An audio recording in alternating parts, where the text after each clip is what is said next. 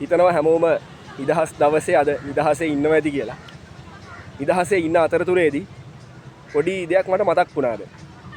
අප්‍රකට නිදහස් සටන්කරුවන් පිරිසක් ගැන. දැන් අපි නිදහස් සමරනවා. අපි දන්නවා ලංකාව සම්පූර්ණයෙන්ම යටත් කරගත්තා බ්‍රිතාන්‍ය අධිරාජ්‍යය විසින්. දැන් මේ බ්‍රිතාන්‍ය අධිරාජ්‍යයෙන් නිදහස ලැබුවා කියන්නේ අපි හිතනවා නිදහස ලැබුවා කියලා. නමුත් ඇත්තටම උනේ ඩොමිනියන් නිදහසක් හම්බුණා 1948 පෙබරවාරි 4 වෙනිදා. අපි මේ සමරන්නේ නිදහස කියලා ඒක. නමුත් ඇත්තටම අපි ජනරජයක් උනේ 1972 මැයි 22. හරියට ගත්තොත් එදා තමයි නිදහස් දවස. හරි කොහොම හරි. දැන් අපි නිදහස් දිනේ සමරනවනේ. මේ සමරන නිදහස් දිනේදී අපි දැන් එක එක ජාතික වීරයෝ ගැන කියනවා.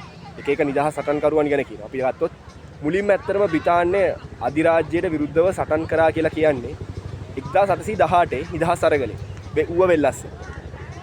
ඊට පස්සේ අපි අහලා තියෙනවා 1848 මාතලේ සටන අපි අහලා තියෙනවා වීර පුරන්නප්පු උංගාලේගොඩ බණ්ඩා ඒගොල්ලෝ බ්‍රිතාන්‍යයට විරුද්ධව සටන් කරා. ඔයිට අමතරව ඔය සිංහල ජනතාව අතර ඔය සටන් දෙක තිබ්බට දෙමළ ජනතාව අතරත් පොඩි සටන් කීපයක් තියෙනවා. මුලතිව් ප්‍රදේශයේ ඇතිවෙච්ච. ඒක ගැනත් ඇත්තට මම මේ දවස්වල හොයනවා. ඔයිට අමතරව මේ 1940 ගණන් වල පොඩි අප්‍රකට නිදහස් සටනක් ගැන තියෙනවා. ඇත්තට මේක අප්‍රකට කියලා කියන්නේ වැඩි කතා නොවුනට ඇත්තට මේක කොහොම හරි ඒක අපේ අධ්‍යාපනයෙන් හරි කොහොම හරි ඒක කියන්නේ වැඩි කතා වෙන්නේ නැහැ. හැබැයි මට මේක දැනගන්න හම්බුනේ ඒක ලංකාවේදී නෙමෙයි සිංගප්පූරුවේදී. මේ කතාව කියනවා නම් ඇත්තටම මේක පොඩ්ඩක් මේකේ පසුබිම් කතාව මම කියන්නම්. දැන් අපි අහලා තියෙනවා අර බ්‍රිතාන්‍ය අධිරාජ්‍ය දෙවන ලෝක යුද්ධයේදී සටන් කරා ජර්මනියත් එක්ක. ප්‍රංශයත් මුලින්ම බ්‍රිතාන්‍ය පැත්තේ හිටියා. කොහොම හරි ඊට පස්සේ ප්‍රංශයේ ජර්මනිය විසින් පරාජයටපත් කළා. බ්‍රිතාන්‍ය තනියම සටනක් කරන් යනවා. මේ බ්‍රිතාන්‍ය තනියම සටන් කරනකොට ඒගොල්ලන්ට එක පැත්තකින් ඒගොල්ලන්ගේ මවුරට ඉංග්‍රීසි ඕඩේ හරහා එල්ලෙන ජර්මන් ප්‍රහාරයකින් ආරක්ෂා කරගන්න සිද්ධ වෙනවා. ඊට අමතරව ඒගොල්ලන්ට අර උතුරු අප්‍රිකාවේ ඉතාලියත් එක්ක යුද්ධයක් කරන් යන්න වෙනවා. දැන් ඔහොම ඉන්න අතරතුරේදී ජපාන අධිරාජ්‍යයත් එනවා යුද්ධෙට. බ්‍රිතාන්‍යයට විරුද්ධව. දැන් බ්‍රිතාන්‍යයට තැන් තුනක් එක්ක යුද්ධ කරන්න වෙනවා එතකොට. දැන් ඇමරිකාව ජපානයට විරුද්ධව ආවා තමයි. නමුත් ඇමරිකාව හිටියේ පැසිෆික් සාගරයේ අනිත් පැත්තේ. දැන් මෙතනදී ජපානයට විරුද්ධව බ්‍රිතාන්‍යයට කරන යුද්ධෙදී ආසියාව, ඒ කියන්නේ නැගෙනහිර ආසියාව ප්‍රදේශයේ තනිකරම බ්‍රිතාන්‍යයට තමයි සටන් කරන්න වෙන්නේ ජපානයත් එක්ක. මෙතනදී බ්‍රිතාන්‍යයන්ගේ ප්‍රධාන මූලස්ථානය තිබෙ සිංගප්පූරුව. දැන් මේ සිංගප්පූරුව ඇත්තටම ගත්තොත් පොඩි දිවයිනක්. මේක උඩහින් තියෙනවා මලයා අර්ධද්වීපය. දැන් මේ සටනේදී බ්‍රිතාන්‍ය පොඩි වැරද්දක් කරනවා. මේගොල්ලෝ ජපානයේ යුද ශක්තිය ගැන අව탁සිරු කරනවා. මේගොල්ලෝ හිතනවා මේ ජපානයේ ගුවන් බලය ඉච්චර නැහැ. සහ මේගොල්ලෝ අර තව වැරද්දක් කරනවා. මේගොල්ලන් අර සිංගප්පූරුවේ තියෙන කෝස්ටල් ඩිෆෙන්සස්. ඒ කියන්නේ කෝස්ටල් ආටිලරි. මේගොල්ලෝ මූද පැත්තට විතරයි ෆෝකස් කරන්නේ. මේගොල්ලෝ මලයා අර්ධද්වීපයේ පැත්තට කිසිම එහෙම කාලතුවක්කු වගේක් යොදවන්නේ නැහැ. ඔක ජපානය දැනගන්නවා. ජපානය ඕක දැනගෙන ජපානය කරන වැඩි අර තායිලන්තයේ රජුරුවන්ගේ උදව්වෙන් තායිලන්තයෙන් ගොඩ බැහැලා මලයාව ආක්‍රමණය කරනවා. ආක්‍රමණය කරලා කොහොම හරි මේ සිංගප්පූරුව යටත් කරගන්නවා. මේක ඇත්තටම බ්‍රිතාන්‍යයට ලොකු පරාජයක්. මොකද බ්‍රිතාන්‍ය හමුදාවේ සෙබළු 1,50,000ක් විතර ආයුධ බිම තියලා ජෙනරල් පර්සිවල් තමයි හමුදාවේ ලොක්කා. ඒක ජපානය ඉදිරිය යටත් වෙනවා.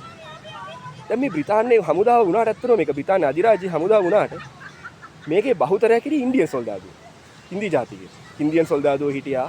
ඔස්ට්‍රේලියන් කොමන්වෙල්ත් සෝල්ජර්ස්ලා හිටියා. නිව්සීලෑන්ඩර්ස්ලා හිටියා. ඔයිට අමතරව දැන් ලංකාවේ කට්ටියකුත් ඉඳලා තියෙනවා. දැන් කොහොම හරි ඔය එක කතාවක්. දැන් ඔය කාලෙම ඉන්දියාවේ නිදහස් සටන කියන්නේ අපි අහලා තියෙනවා දැන් අර ගාන්ධිලා නේරුලා කතා කරන් යන අතරතුරේදී තම ගාන්ධිලා නේරු ඒගොල්ලෝ ගියේ අර සාමකාමීව නිදහස ගන්න කියලා. දැන් උතන තව කට්ටියක් ඉන්න මේ ඕක හරියන්නේ නැහැ. සාමකාමීව නිදහස ගන්න බෑ. උන්ට ගහලා තමයි නිදහස ගන්න ඕනේ කියන පිරිසක් හිටියා. භගත් සිං කියලා අපි අහලා තියෙනවා. භගත් සිං තව සුභාෂ් චන්ද්‍ර බෝස් මේගොල්ලෝ හිටියේ මේ මතේ. උන්ට ගහනවා මිසක් ඔය අවිහිංසාවාදී වැඩි හරියන්නේ නැහැ කියලා මතේ හිටියා. දැන් ඔහොම හිටපු එක්කෙනා තමයි සුභාෂ් චන්ද්‍ර බෝස්. මම අර කලින් කිව්වේ. සුභාෂ් චන්ද්‍ර බෝස් එයා කරන වැඩේ දැන් මේ අවස්ථාවේදී කොහොම හරි ප්‍රයෝජනෙ ගන්න ඕනේ කියලා අර විසෙන් විසනසනවා කියන එක මතේ පාවිච්චි කරලා මෙයා කරන වැඩේ ජර්මනිය ජපානය එක්ක එකතු වෙලා ඉන්දියාවේ ඉන්න බ්‍රිතාන්‍ය හමුදාවට පහර දෙන්න හදනවා. මොකද මෙයාගේ ප්‍රධාන අරමුණ වෙන්නේ මේ බ්‍රිතාන්‍ය හමුදාවේ වැඩිපුර ඉන්නේ ඉන්දිය ජාතිකයෝ. දැන් මේ ඉන්දිය ජාතිකයෝ ටික ඔක්කොම එකට එකතු වුණාදී බ්‍රිතාන්‍යයට විරුද්ධව ලොකු සටනක් කරන්න පුළුවන් කියලා මෙයා හිතුවා. කළා ඉන්දියාව නිදහස් කරගන්න. දැන් මෙයා ඔහොම හදනවා හමුදාවක් අසාද් හින්ද් ෆෝජ් කියලා. ඒක හදන්නේ ජර්මනිය. ජර්මනිය උදව් වෙතුව. එහේ හිටපු අර ඉන්දියා යුද සිරකරුවන්ගෙන් තමයි මේක හදන්නේ. ඊට අමතරව තව එකක් හදනවා ඉන්දියන් නැෂනල් ආමි කියලා. ඉන්දිය ජාතික හමුදාව කියලා එක සිංගප්පූරුවේදී. මේ සිංගප්පූරුවේදී මේ හදන ඉන්දිය ජාතික හමුදාව මේකේ මේගොල්ලන්ගේ අරමුණ වෙන්නේ ඉන්දියාවට මියන්මාරේ හරහා ඇවිල්ලා ඉන්දියාවට පහර දීලා ඉන්දියාව නිදහස් කරගන්න. ඒ අතරතුරේ අර බ්‍රිතාන්‍ය හමුදාවේ ඉන්න ඉන්දියන් කට්ටියත් ඒගොල්ලන්ට එකතු කරගන්න. හැබැයි කොහොම හිතට කොහොම වෙන්නේ නැහැ. මොකද අර ඔක හිතන තරම් ලේසියෙන් කරන්න වෙන්නෙත් නැහැ. මොකද ජපානයේ මේගොල්ලන්ට ලොකු උදව් කරන්නෙත් නැහැ. සහ මේ අර ඉන්දිය හමුදාවේ හිටපු බ්‍රිතාන්‍ය හමුදාවේ හිටපු ඉන්දිය ජාතිකයෝ මේගොල්ලෝ එකතු වෙන්නෙත් නැහැ. කොබරු ව්‍යායාමයේ අසාර්ථකයි. හැබැයි ඊට පස්සේ දැන් ඔතන මේ පොඩි කතන්දරයක් තියෙනවා මේ අර ලංකාවට ඔක සම්බන්ධ වෙනවා. දැන් ඔය මේ ඉන්දිය ජාතික හමුදාවේ පොඩි කොටස් කීපයක් තිබිලා තියෙනවා. ඒකත් ඒවා ලක්ෂ්මී රෙජිමන්ට් කියලා. ඒ කියන්නේ ලක්ෂ්මී කියලා ඉන්නේ අර රාණී ලක්ෂ්මීබායි කියලා ඉන්දියාවේ හිටියා රජිනක්. එයාගේ නමින් හදනවා කාන්තාවන්ගෙන් බලෑනියක්. ඒක තමයි ලක්ෂ්මී රෙජිමන්ට් කියන්නේ. තව එකක් හදනවා මේක මේ ලංකාවේ කට්ටිය එකතු කරලා ලංකා රෙජිමන්ට් කියලා. ඔය ලංකා රෙජිමන්ට් එකේ කට්ටියට පොඩි ටාස්ක් එකක් දෙනවා මේගොල්ලෝ. ඉන්දියන් නැෂනල් ආර්මි එක. ඒගොල්ලෝ කියනවා ලංකාවට ගිහිල්ලා ලංකාවෙන් ගොඩ බහැලා ලංකාවේ කලබල ඇති කරන්න කියලා. බ්‍රිතාන්‍යයට විරුද්ධව. හැබැයි පොඩි වැරද්දක් වෙනවා. මේගොල්ලෝ ලංකාව කියලා ගොඩ බහින්නේ ඉන්දියාවේ නාගපට්ටම් වල. මේගොල්ලෝ දැන් දන්නෙත් නැහැ භාෂාව දන්නෙත් නැහැ. කොහොමරි මේගොල්ලෝ අහුවෙලා මේගොල්ලෝ ඔක්කොම මේ බ්‍රිතාන්‍ය විසින් මේගොල්ලෝ එක්සිකියුට් කරනවා. මොකද බ්‍රිතාන්‍යයේ නීතියේ තියෙනවා අර බ්‍රිතාන්‍ය මේගොල්ලෝ මේ ලංකාවේ කට්ටිය වල මේගොල්ලෝ බ්‍රිතාන්‍ය හමුදාවේ ආයේනේ. රජිනගේ හමුදාවේ. ඒ නිසා මේගොල්ලන්ව මේ එක්සිකියුට් කරන්න කියලා අන දෙනවා. මේගොල්ලෝ ඔක්කොම මැරෙනවා. ඔය ඇස්සේ තව කතන්දරයක් තියෙනවා. තව අප්‍රකට එකක්. ඒ තමයි අර කොකෝවෝ ස්තූපත. අපි කලින් කතා කරලා තියෙනවා අර ඇම්ඩන් ගැන කතා කරලාදී ඇම්ඩන් නව SMS ඇම්ඩන්. දැන් මේ පළවෙනි ලෝක යුද්ධ කාලේ. දැන් මේ දෙවෙනි ලෝක යුද්ධ කාලේ ඔය කොකෝවෝ ස්තූපතේ ආරක්ෂාවට යොදවන්නේ ලංකාවේ හමුදා බලන්න. Ceylon garrison of artillery.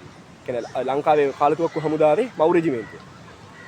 ඕකේ මේ කට්ටියක් අර සුභාෂ් චන්ද්‍ර බෝස් වගේ පොඩි ඒගොල්ලන්ට පොඩි අදහසක් එනවා මේ ජපානයේ උදව්වෙතු ලංකාව නිදහස් කරගන්න කියලා. එහෙම ඉන්න එක්කෙනෙක් ග්‍රේෂන් ෆර්නෑන්ඩෝ කියලා. ග්‍රේෂන් ආනන්ද නෙමෙයි ග්‍රේෂන් ෆර්නෑන්ඩෝ කියලා. බොම්බාඩිය කෙනෙක්. ලංකාවේ කොල්ලෙක් ඒ කාලේ. මෙයාට හිතනවා මේ ජපානයේ උදව්වෙතු අපි ලංකාව නිදහස් කරගන්න කියලා. මේගොල්ලෝ ජපානයේ කොකෝවෝ ස්තූපත මේගොල්ලෝ කියන්නේ හමුදා කුමන්ත්‍රණයකින් ජපානයට දෙන්න හදනවා. මේගොල්ලෝ කරන වැඩේ අර බ්‍රිතාන්‍යයට විරුද්ධව සටන් කරලා දූපතේ ජපාන කොඩිය උස්සලා ජපානයට දූපත අල්ලලා දෙන්න හදනවා. ඔය පොඩි හමුදා කුමන්ත්‍රණයක්. හැබැයි ඔක කරන්න වෙන්නේ නැහැ. ඔක අසාර්ථක වෙනවා. අසාර්ථක කරලා මේගොල්ලෝ ඔක්කොම අහු වෙනවා. මේගොල්ලන්ටත් වෙන්නේ අර බ්‍රිතාන්‍ය හමුදා නීතිය යටතේ ත්‍රීසන් එක යටතේ මේගොල්ලෝ ඔක්කොම එක්සිකියුට් කරනවා. හැබැයි දැන් මේ මම මෙතනදි කියන්න හැදුවේ මේ අප්‍රකට නිදහස් සටන් කරුවන් පිරිසක්. මේගොල්ලෝ ගැන කතා වෙන්නේ නැහැ කොහෙවත්.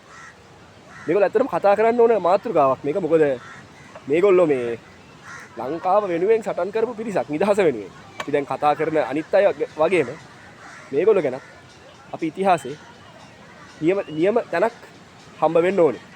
මං හිතනවා ඉදිරි කාලයේදී මේ දේවල් ජනතාව අතරට යයි කියන.